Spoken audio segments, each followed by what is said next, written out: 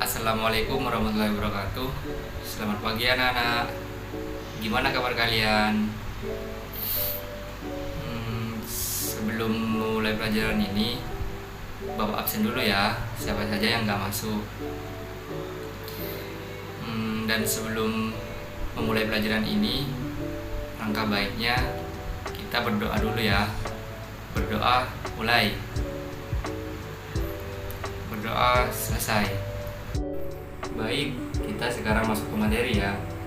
Materi yang akan Bapak bahas hari ini tentang sifat-sifat benda. Apakah kalian sudah tahu sifat-sifat benda? Benda berwujud padat dikenal sebagai benda padat. Benda berwujud cair disebut dengan benda cair. Dan benda yang wujudnya terlihat tetapi dapat dirasakan keberadaannya disebut benda gas. Yang pertama, benda padat. Ciri-ciri benda padat ialah sebagai berikut: 1. Bentuk dan besarnya tetap. 2. Menempati ruangan. 3. Mempunyai massa atau berat. 4. Memiliki volume tepat. 5.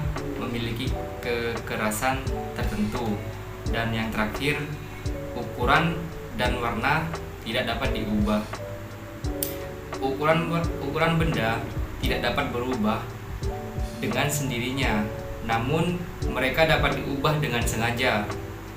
Misalnya dengan cara dipotong, disobek, atau dipanaskan.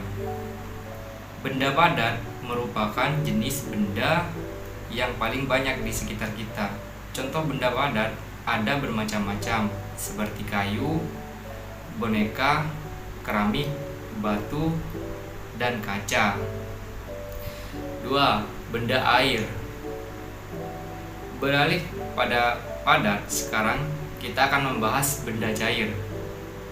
Benda cair memiliki sifat berubah-ubah sesuai dengan wadah yang ditempatinya. Air yang berada di dalam baskom akan berbentuk baskom. Berbeda ketika air berada di dalam gelas atau botol. Sifat lain benda cair ialah kemampuannya mengalir. Semua benda cair dapat mengalir dari tempat yang tinggi ke tempat yang rendah akibat pengaruh gravitasi. Benda cair memiliki ciri sebagai berikut. 1. Bentuknya dapat berubah mengikuti wadahnya. 2. Mempunyai massa. Dan 3. Permukaan benda cair yang tenang akan selalu datar. Dan yang terakhir, dapat melarutkan suatu zat tertentu. Beberapa contoh benda cair ialah minyak, air, jus, susu, dan sebagainya. Dan yang ketiga, benda gas. Di antara dua jenis benda sebelumnya, gas dikenal sebagai benda yang asing karena tidak terlihat dan tidak dapat disentuh.